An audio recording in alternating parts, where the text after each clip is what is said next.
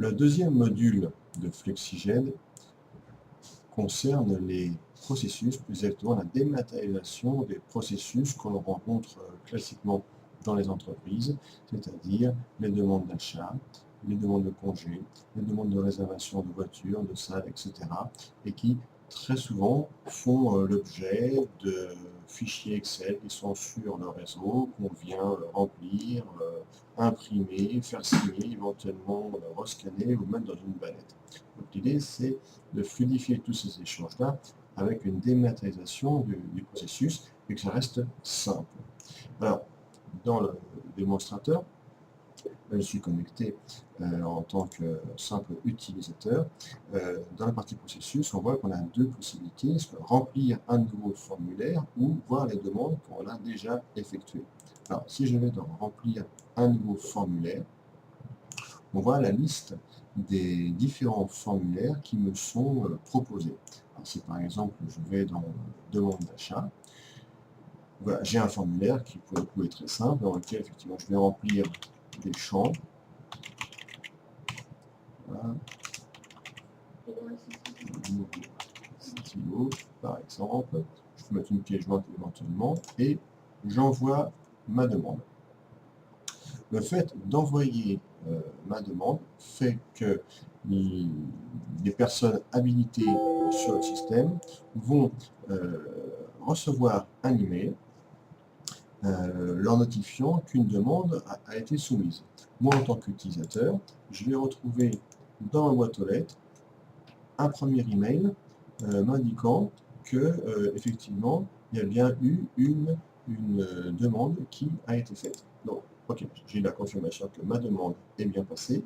Et puis, en tant que gestionnaire du système, le gestionnaire, lui, reçoit un email, voilà, que un tel a posé une question. Donc, il va sur le système, sur la gemme, il a un menu aussi, les demandes, lui, il voit toutes les demandes de toutes les personnes.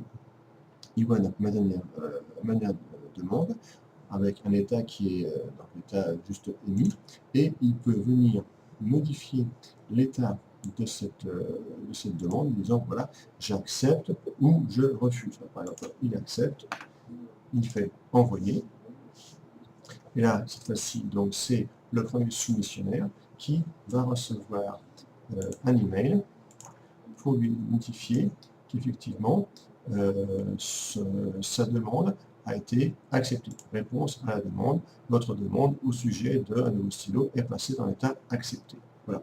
Donc ça, c'est le principe effectivement que on peut donc dématérialiser des processus très simples, hein, de formulaires, avec des envois de mails croisés, puisque chaque demande est comme ça datée, signée, horodatée.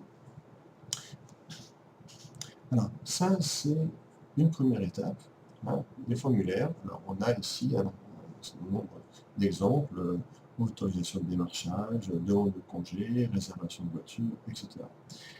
Ce qui a été, par contre, plus intéressant, c'est de permettre aux gestionnaires, pas simplement de voir l'ensemble des demandes, bien sûr, et d'y répondre, ça semble évident, mais de pouvoir gérer les formulaires. C'est-à-dire que sans avoir des connaissances informatiques, Joomla spécifiques, permettre en front office de venir modifier les formulaires existants et de créer de nouveaux formulaires.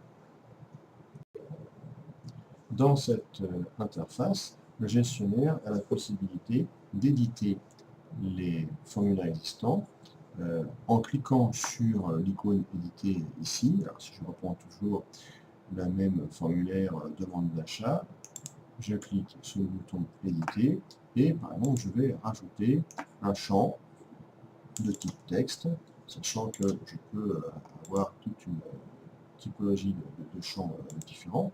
Je vais prendre ici un champ de type texte, je vais l'appeler projet, voilà. Ce sera effectivement le projet associé pour la demande d'achat. Associé, voilà. Voilà. C'est bon. on enregistre le formulaire, et si je me connecte maintenant donc en tant que simple utilisateur et que je fais une demande d'achat, maintenant j'ai un champ supplémentaire, projet associé donc, à mon formulaire. Donc voilà, c'est une façon de montrer que sans avoir des connaissances informatiques complexes, aucune connaissance particulière de l'outil Joomla,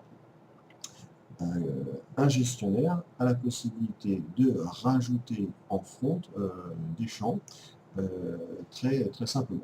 Alors, pour aller un petit peu plus loin que ça, il faut comprendre que le gestionnaire a aussi la possibilité de créer de nouveaux formulaires. Donc, toujours dans le menu « Gérer ces formulaires », on a un bouton ici « Ajouter un formulaire ».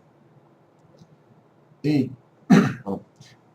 ce qui est important ici, c'est qu'en fait, quand on crée un formulaire, on va hériter d'un workflow qui aura été défini en back-office préalablement, puisque les formulaires sont à des fois à 2 étapes, 3 étapes, 4 étapes, etc. Et que le nombre d'étapes est défini dans des templates de formulaires qui ont été fabriqués en back-office. Toujours pareil avec l'outil Joomla. Mais qui ne sont pas en fait à mettre dans les mains du gestionnaire, c'est plutôt donc un administrateur Joomla qui les a fait. Donc on prévoit effectivement, comme vous voyez ici, des formulaires de base, des formulaires en 2 étapes ou d'autres, et ce sont ces workflows-là qui vont en fait définir les champs et les étapes de base du formulaire, et le gestionnaire va rajouter des champs supplémentaires qui correspondent à la demande métier qu'il veut faire.